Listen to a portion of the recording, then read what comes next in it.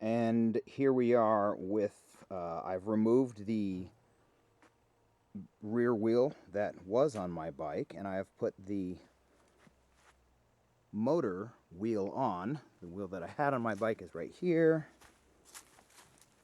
And I have wondered, because it looks to me like the rim that I got here, I'll show you. So I did take some pictures also, which I'll likely include. The rim that I got here kind of looks like it might be thinner than what's here. Like right here, oops, right there.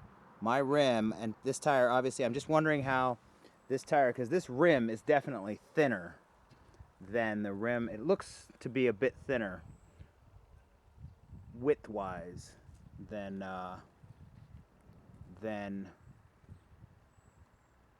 the electric motor rim. But I'm hoping it's supposed to be a 700C tire, so it is my expectation that this tire that's on my bike, or that's on the previous wheel, will in fact fit on there. It will just flatten out a little bit. That's my expectation. I sure hope so. If not, then I'll have to get new tires, but hopefully that's not the case. And right here, I did take some photographs, but right here I've got the cable coming down. This is the bottom of the bike here. And I've got the cable coming down out of this little cap that just kind of comes off here. And I'm just dry fitting everything right now.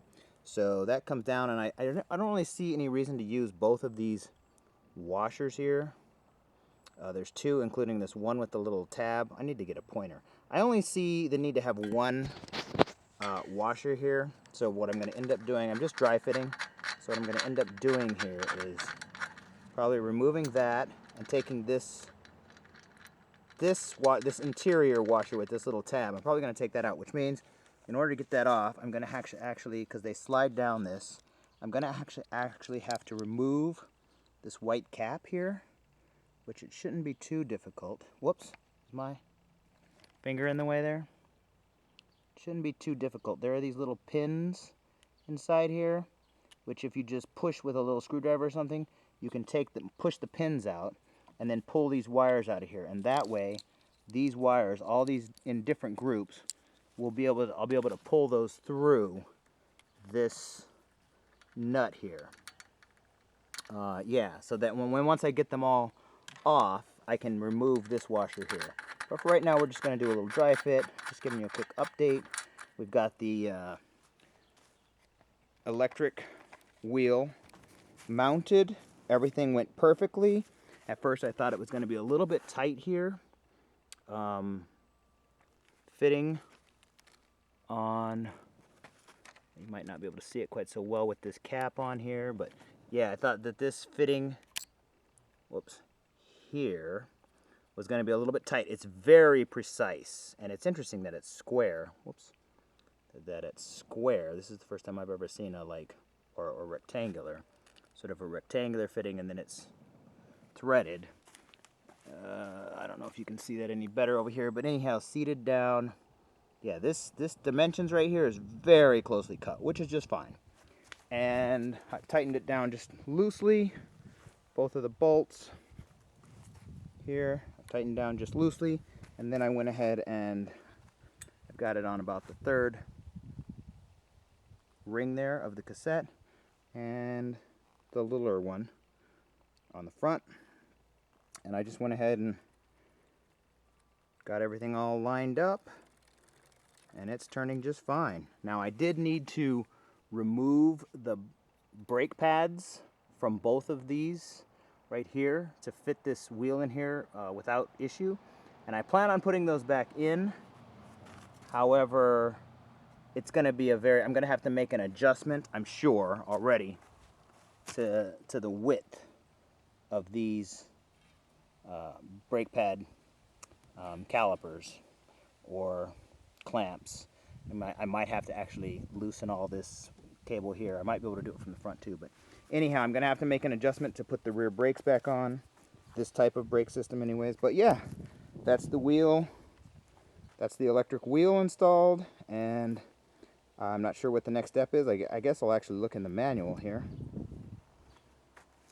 Let me put this little cap back on here. Best place to keep things is where they belong, in my book.